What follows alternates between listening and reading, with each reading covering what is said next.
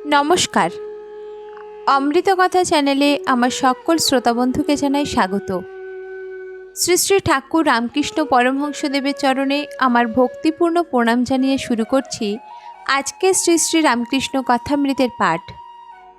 তব কথামৃতং তপ্ত জীবনং কবি ভীড়িতং কলমশাপোহম শ্রবণমঙ্গলং শ্রীমদাততং ভুবি গৃণন্তি ये ভুরিদা জনাহা।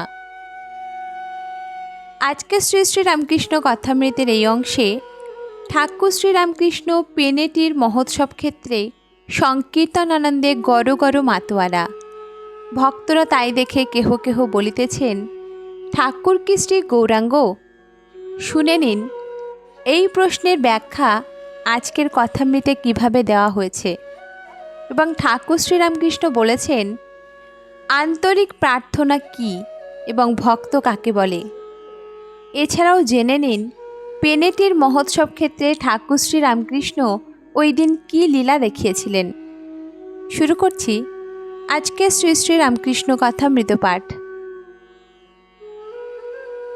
দিনটি ছিল সোমবার, জ্যৈষ্ঠ শুক্লা ত্রয়োদশী তিথি, 18 জুন 1883 খ্রিস্টাব্দ। ঠাকুর শ্রীরামকৃষ্ণ পেনেটির মহোৎসব ক্ষেত্রে বহু লোক সমাকীর্ণ রাজপথে সংকীর্তনের দলের মধ্যে নৃত্য করিতেছেন। বেলা প্রায় 1টা হইয়াছে। সংকীর্তন মধ্যে ঠাকুরকে দর্শন করিবার জন্য চতুর্দিকে লোক কাতার দিয়া দাঁড়াইতেছে। ঠাকুর প্রেমে মাতোয়ারা হইয়া নাচিতেছেন। কেহ কেহ ভাবিতেছে শ্রী গৌরাঙ্গ কি আবার প্রকট হইলেন। চতুর্দিকে হরিধ্বনি সমুদ্র কল্লোলের ন্যায় বাড়িতেছে। চতুর্দিক হইতে পুষ্পবৃষ্টি ও হরির লুট পড়িতেছে। নবদ্বীপ গোস্বামী প্রভু সংকীর্তন করিতে করিতে রাঘব মন্দিরাভিমুখে যাইতেছিলেন। এমন সময়ে ঠাকুর কোথা হইতে তীর বেগে আসিয়া সংকীর্তন দলের মধ্যে নৃত্য করিতেছেন। এটি রাঘব পণ্ডিতের চিরার মহোৎসব। শুক্লাপক্ষে ত্রয়োদশী তিথিতে প্রতি বর্ষে হইয়া থাকে। দাস রঘুনাথ প্রথমে এই মহোৎসব করেন।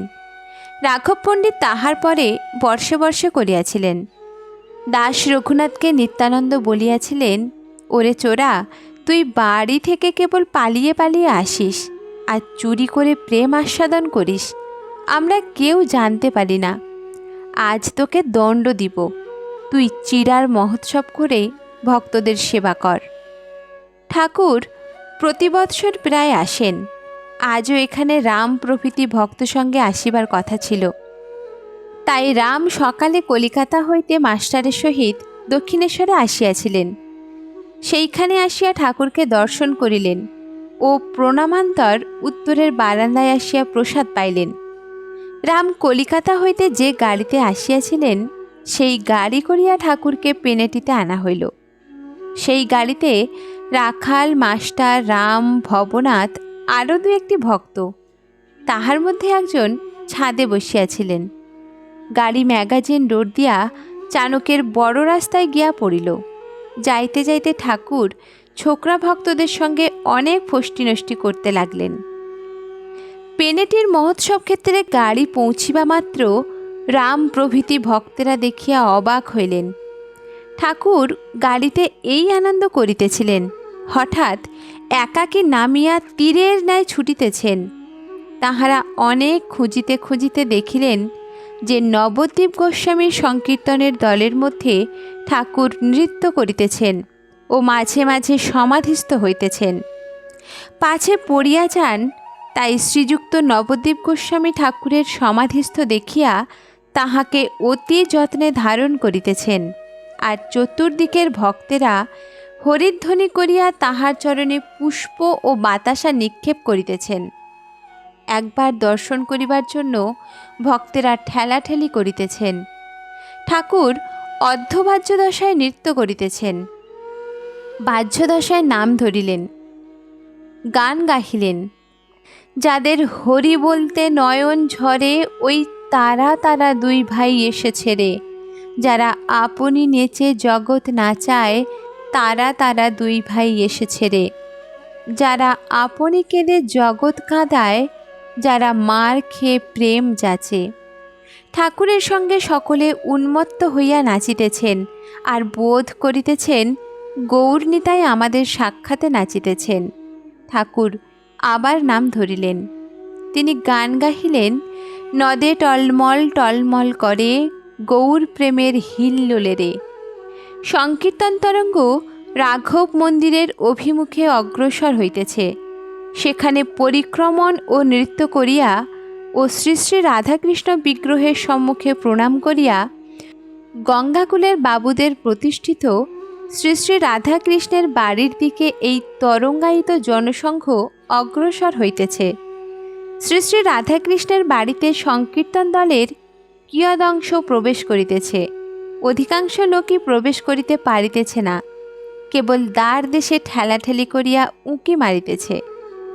ঠাকুর শ্রী শ্রী রাধাকৃষ্ণের আঙিনায় আবার নৃত্য করিতেছেন। কীর্তন আনন্দে গড় গড় মাতোয়ারা মাঝে মাঝে সমাধিস্থ হইতেছেন, আর চতুর্দিক হইতে পুষ্প ও বাতাসা চরণ তলে পড়িতেছে। হরিনামের রোল আঙিনার ভিতর মুহুর্মুহু হইতেছে। সেই ধ্বনি রাজপথে পৌঁছিয়া সহস্র কণ্ঠে প্রতিধ্বনি হইতে লাগিল।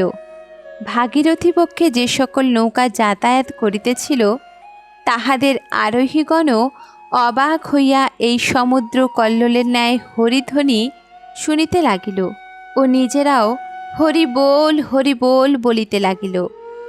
পেনেটির মহোৎসবে সমবেত সহস্র সহস্র নরনারী ভাবিতেছে, এই মহাপুরুষের ভিতর নিশ্চয়ই শ্রী গৌরাঙ্গের আবির্ভাব হইয়াছে।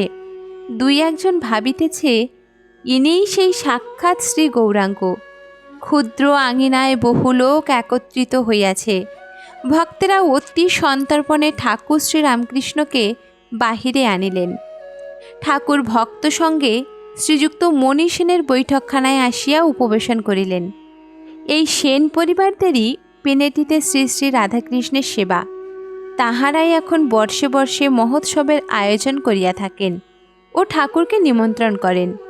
ঠাকুর একটু বিশ্রাম করিলে তারপরে মণি সেন ও তাহাদের গুরুদেব নবদ্বীপ গোস্বামী ঠাকুরকে কক্ষান্তরে লইয়া গিয়া প্রসাদ আনিয়া সেবা করাইলেন। কিয়ৎক্ষণ পরে রাম, রাখাল, মাস্টার, ভবনাথ প্রভৃতি ভক্তদেরও আর এক ঘরে বসানো হইল। ঠাকুর ভক্ত বৎসল নিজে দাঁড়াইয়া আনন্দ করিতে করিতে তাহাদিগকে খাওয়াইতেছিলেন। অপরাহ্ন হইল। রাখাল, রাম প্রভৃতি ভক্ত সঙ্গে ঠাকুর মণি সেনের বৈঠকখানায় বসিয়া আছেন। নবদ্বীপ গোস্বামী প্রসাদ পাওয়ার পর ঠান্ডা হইয়া বৈঠকখানায় আসিয়া ঠাকুরের কাছে বসিলেন। শ্রীযুক্ত মণি সেন ঠাকুরের গাড়ি ভাড়া দিতে চাইলেন। ঠাকুর তখন বৈঠকখানায় একটি কৌচে বসিয়া আছেন আর বলিতেছেন, গাড়ি ভাড়া ওরা কেন নেবে? ওরা রোজগার করে। গাড়ি ভাড়া ওরা অর্থাৎ রাম প্রভৃতিরা কেন নেবে? এইবার ঠাকুর নবদ্বীপ গোস্বামীর সহিত ঈশ্বরীয় কথা কহিতেছেন। ঠাকুর শ্রীরামকৃষ্ণ গোস্বামী নবদ্বীপের প্রতি বলিতেছেন, ভক্তি পাকলে ভাব, তারপর মহাভাব, তারপর প্রেম, তারপর বস্তু লাভ, ঈশ্বর লাভ। গৌরাঙ্গের মহাভাব প্রেম। এই প্রেম হলে জগৎ তো ভুল হয়ে যাবেই, আবার নিজের দেহ যে এত প্রিয় তাও ভুল হয়ে যায়। গৌরাঙ্গের এই প্রেম হয়েছিল। সমুদ্র দেখে যমুনা ভেবে ঝাঁপ দিয়ে পড়ল। জীবের মহাভাব বা প্রেম হয় না, তাদের ভাব পর্যন্ত। আর গৌরাঙ্গের 3 অবস্থা হতো। কেমন? গোস্বামী নবদ্বীপ বলিলেন, আগে হাঁ, অন্তর্দশা, অর্ধবাহ্যদশা আর বাহ্যদশা। ঠাকুর শ্রীরামকৃষ্ণ বলিলেন, অন্তর্দশায় তিনি সমাধিস্থ থাকতেন, অর্ধবাহ্যদশায় কেবল নৃত্য করতে পারতেন, আর বাহ্যদশায় নাম সংকীর্তন করতেন।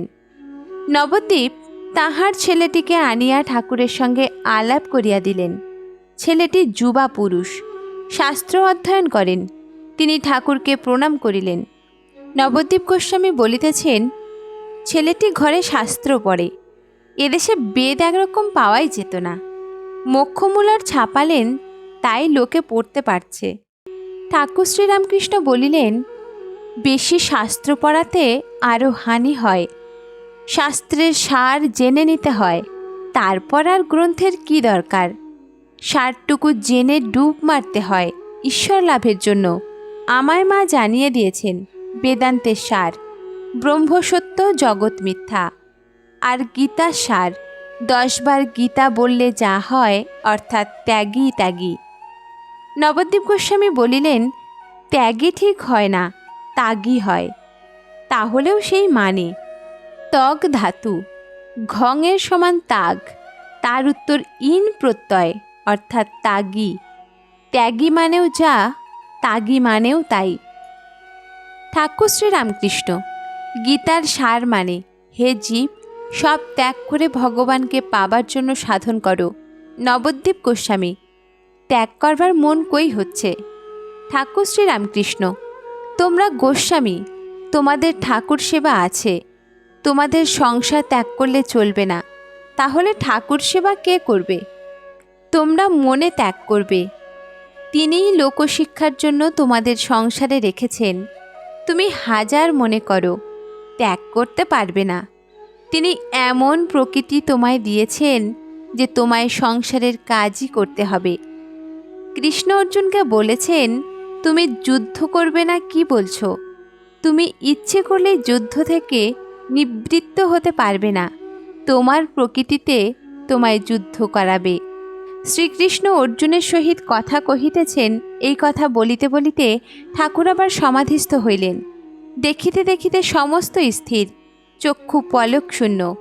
নিঃশ্বাস বহিতেছে কিনা বহিতেছে বোঝা যায় না। নবদ্বীপ গোস্বামী, তাহার পুত্র ও ভক্তগণ অবাক হইয়া ঠাকুরের এই দৃশ্য দেখিতেছেন। কিঞ্চিৎ প্রকৃতিস্থ হইয়া ঠাকুর নবদ্বীপকে বলিতেছেন, যোগ ভোগ, তোমরা গোস্বামী বংশ, তোমাদের দুইই আছে। এখন কেবল তাকে প্রার্থনা করো, আন্তরিক প্রার্থনা।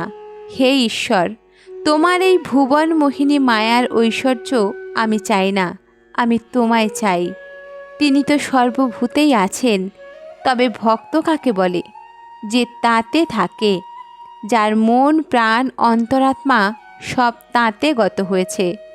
ঠাকুর এইবার সহজাবস্থা প্রাপ্ত হইয়াছেন। তিনি নবদ্বীপকে বলিতেছেন, আমার এই যে অবস্থাটা হয়, কেউ কেউ বলে রোগ, আমি বলি, যার চৈতন্যে জগৎ চৈতন্য হয়ে রয়েছে, তার চিন্তা করে কেউ কি অচৈতন্য হয়? শ্রীযুক্ত মণি সেন অভ্যাগত ব্রাহ্মণ ও বৈষ্ণবদের বিদায় করিতেছেন। কাহাকে 1 টাকা, কাহাকে 2 টাকা, যে যেমন ব্যক্তি তাকে তেমন দিতেছেন। ঠাকুরকে 5 টাকা দিতে আসিলেন। ঠাকুর বলিলেন, আমার টাকা নিতে নাই। মণি সেন তথাপি ছাড়েন না। ঠাকুর তখন বলিলেন, যদি দাও তোমার গুরুর দিব্য। মণি সেন আবার দিতে আসলেন। তখন ঠাকুর যেন অধৈর্য হইয়া মাস্টারকে বলিতেছেন, কেমন গো নেব? মাস্টার ঘোরতর আপত্তি করিয়া বলিলেন, আজ্ঞে না, কোনো মতেই নেবেন না। শ্রীযুক্ত মণি সেনের লোকেরা তখন আমসন্দেশ কিনিবার নাম করিয়া রাখালের হস্তে টাকা দিলেন। ঠাকুর শ্রীরামকৃষ্ণ মাস্টারকে বলিতেছেন, আমি গুরুর দিব্য দিয়েছি, আমি এখন খালাস। রাখাল নিয়েছে, সে এখন বুঝুকে। ঠাকুর শ্রীরামকৃষ্ণ ভক্ত সঙ্গে গাড়িতে এবার আরোহণ করিলেন। দক্ষিণেশ্বর মন্দিরে ফিরিয়া যাইবেন। পথে মতিশীলের ঠাকুর বাড়ি। ঠাকুর মাস্টারকে অনেক দিন হইল বলিতেছেন, একসঙ্গে আসিয়া এই ঠাকুর বাড়ির ঝিল দর্শন করিবেন। নিরাকার ধ্যান কিরূপ আরোপ করিতে হয় তা শিখাইবার জন্য। ঠাকুরের খুব সর্দি হইয়াছে, তথাপি ভক্ত সঙ্গে ঠাকুর বাড়ি দেখিবার জন্য গাড়ি হইতে অবতরণ করিলেন। ঠাকুর বাড়িতে শ্রী গৌরাঙ্গের সেবা আছে। সন্ধ্যার এখনও একটু দেরি আছে। ঠাকুর ভক্ত সঙ্গে শ্রী গৌরাঙ্গ বিগ্রহের সম্মুখে ভূমিষ্ঠ হইয়া প্রণাম করিলেন। এইবার ঠাকুর বাড়ির পূর্বাংশে যে ঝিল আছে, তাহার ঘাটে আসিয়া ঝিল ও মৎস্য দর্শন করিতেছেন। কেহ মাছগুলির হিংসা করে না। মুড়ি ইত্যাদি খাবার জিনিস কিছু কিছু দিলেই বড় বড় মাছ দলে দলে সম্মুখে আসিয়া ভক্ষণ করে। তারপর নির্ভয়ে আনন্দে লীলা করিতে করিতে জলমধ্যে বিচরণ করে।